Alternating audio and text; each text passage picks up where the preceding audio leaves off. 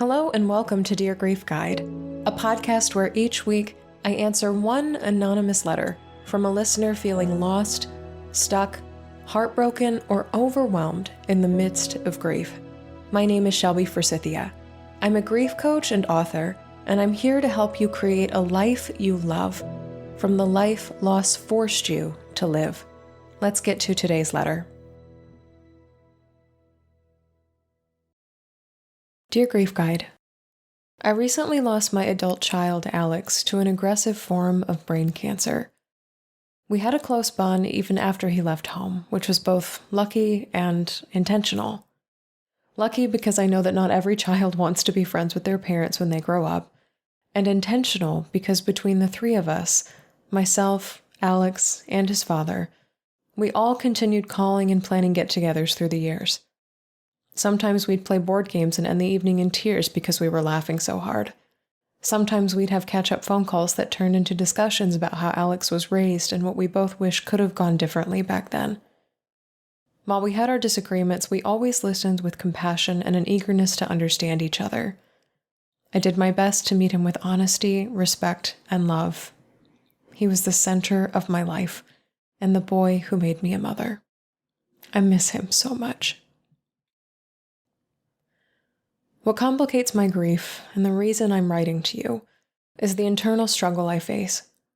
I've always strived to do the right thing, even when others see it as choosing the hard way over the easy way, or putting in more effort unnecessarily. It's little things like adjusting a crooked picture frame on the wall, but it's big things too, I'm finding, like grieving. Since Alex's passing, I find myself regularly criticizing myself for getting grief wrong. Whenever I'm faced with a decision, whether it's cleaning out Alex's childhood room or sending a text to his partner, I take an action and then immediately beat myself up mentally for the choice I've made. How could I box up his clothes when I loved him so much?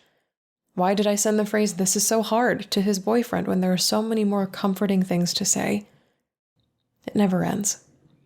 And even if I did make a different decision, I know I would still criticize myself for it. If I left his room exactly as it is, I would berate myself for not moving forward and not honoring one of my personal values, which is to offer things that are no longer needed to people who can really make use of them. Alex's family and friends have already claimed their favorite and most treasured items of his. It just seems like there's no right option, no matter what I do. The critical voice in my head is relentless, questioning every tear shed, every major and minor decision, every interaction with my husband, friends, family, and coworkers. It's as if I'm failing some invisible standard of how grief should unfold. How do I turn off this critical voice in my head? I want to navigate my grief authentically, embracing the pain without judgment. I want to celebrate Alex's life and the love we shared, acknowledging both the beauty and complexity of our relationship. Yet, this constant self-criticism is hindering my ability to heal.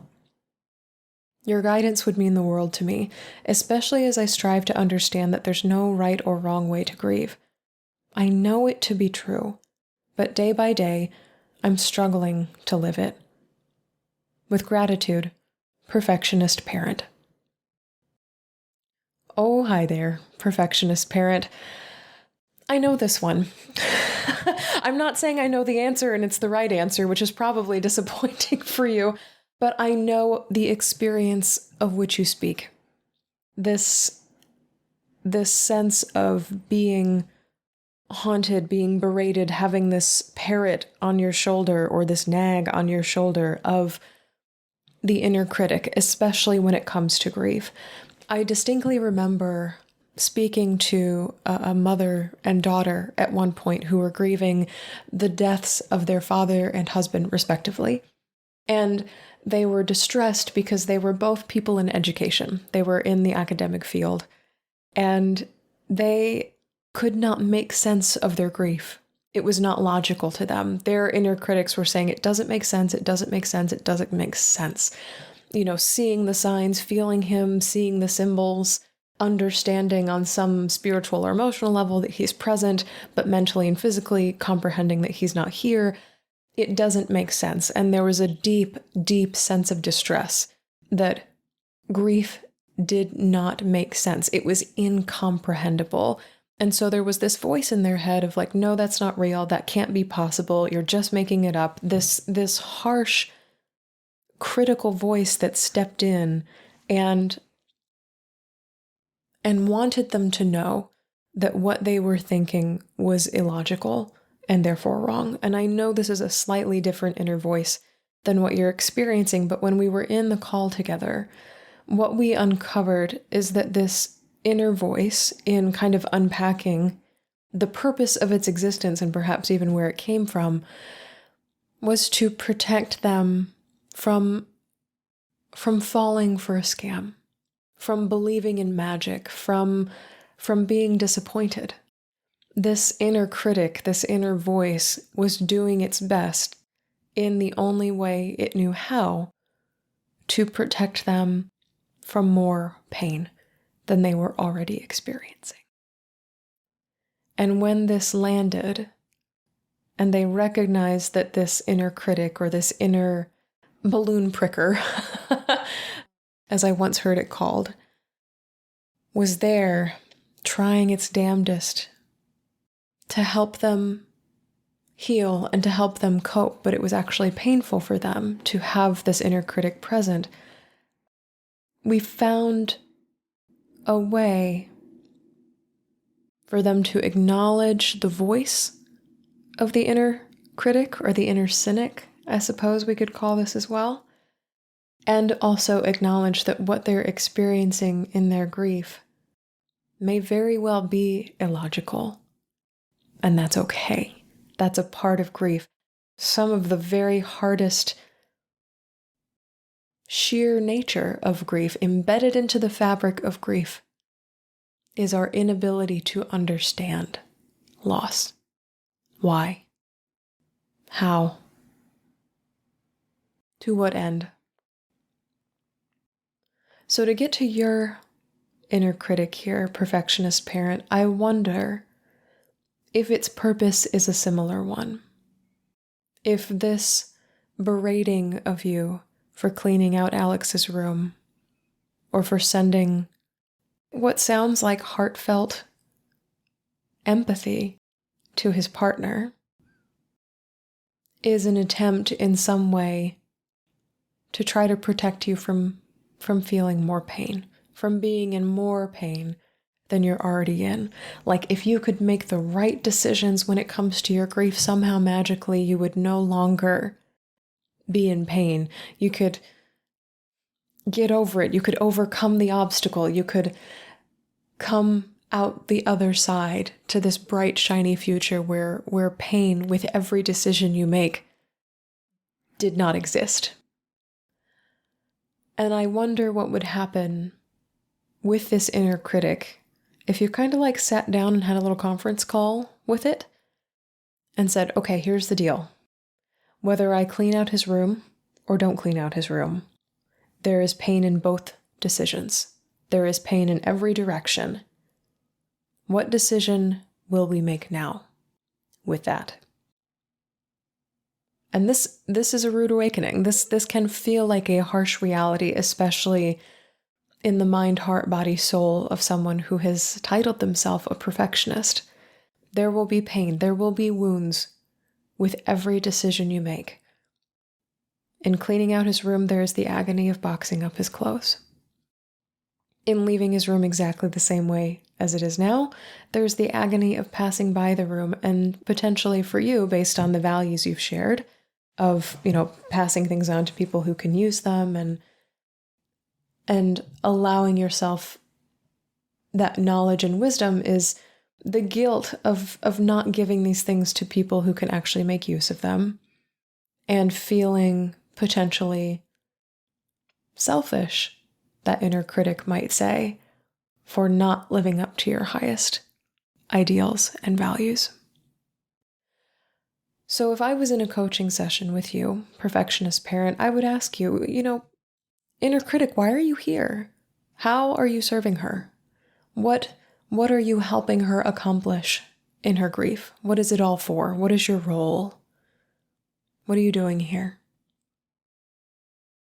And then, maybe together, perfectionist parent, we could break it to the inner critic.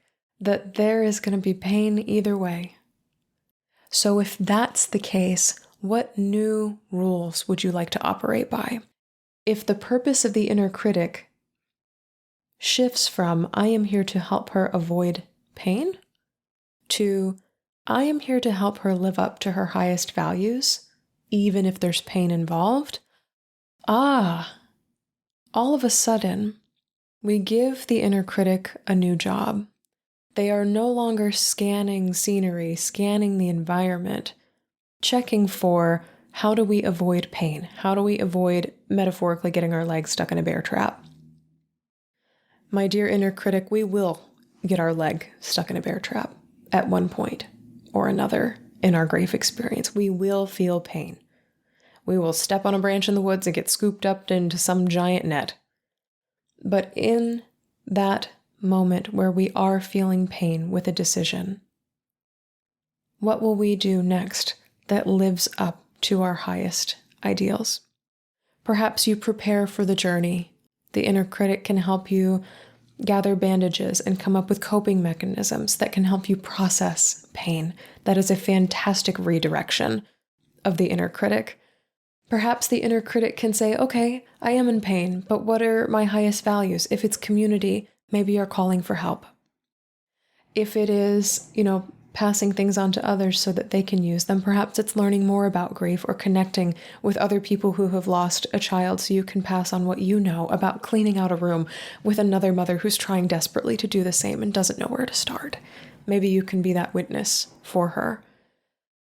What other values do you hold, perfectionist parent? Because I know you have a lot of them. You have been operating your life by values for years and years, probably even decades. If I had to guess, I don't know you, but I'm going to make a guess here.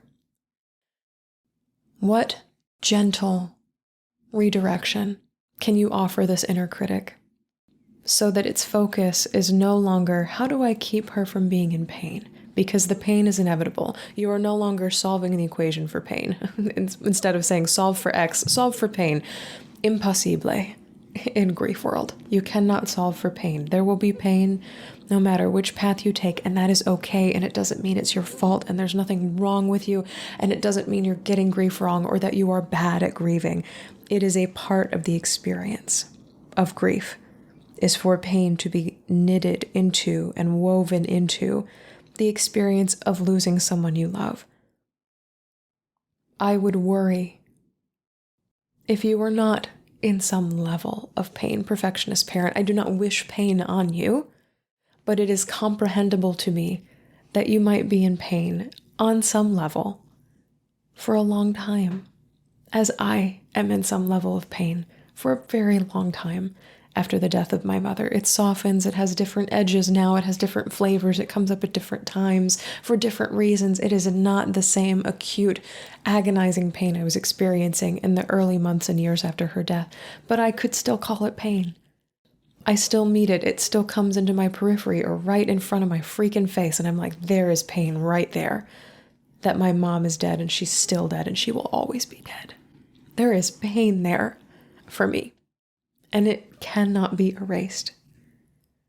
And in living up to my highest values, I have found a way, instead of solving for pain, to integrate pain or to work with pain or to work around, to make plans that acknowledge and incorporate pain. Pain's coming along for the ride. All right, what else are we packing in the car so that we are dealing with the fact that pain inevitably exists?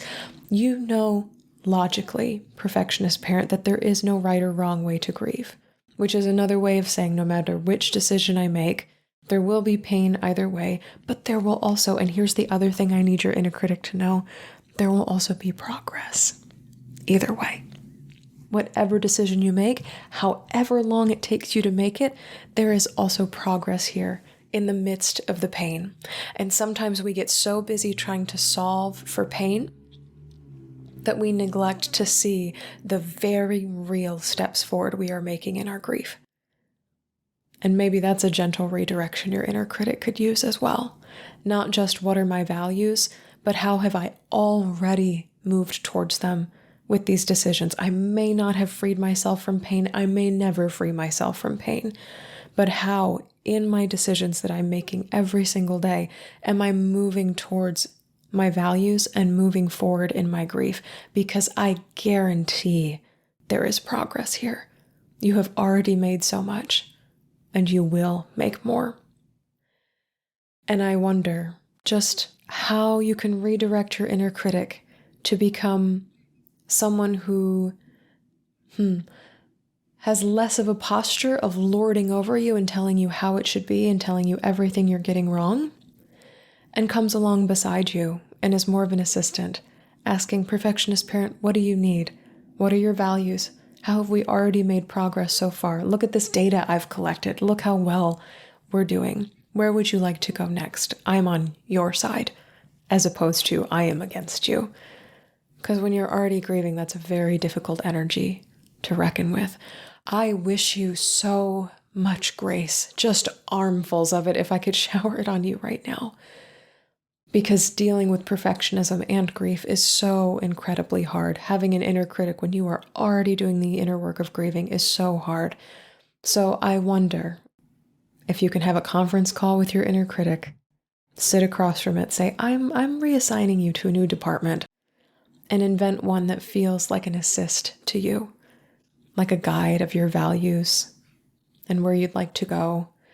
One that is more focused on aiding you than it is to tearing you down or keeping you stuck. Yes. Yes. Heaps and heaps of grace your way. Thank you so much for writing in today.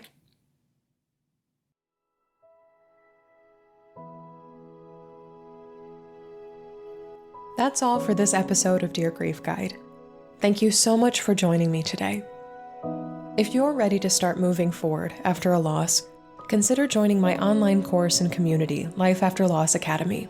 There, you'll find video lessons you can work through at your own pace, weekly live calls where I take your questions, and a welcoming community to talk about grief with others who understand. You can find the link to learn more and join today in the show notes. If this podcast helped you feel a little less alone in your grief, please subscribe and leave a review on Apple Podcasts, Spotify, or wherever you listen. And be sure to share Dear Grief Guide with a friend, because you never know what someone you love is going through.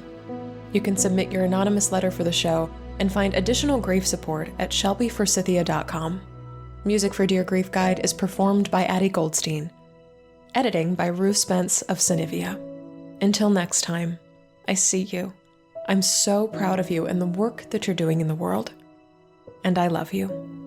Because even through grief, we are growing.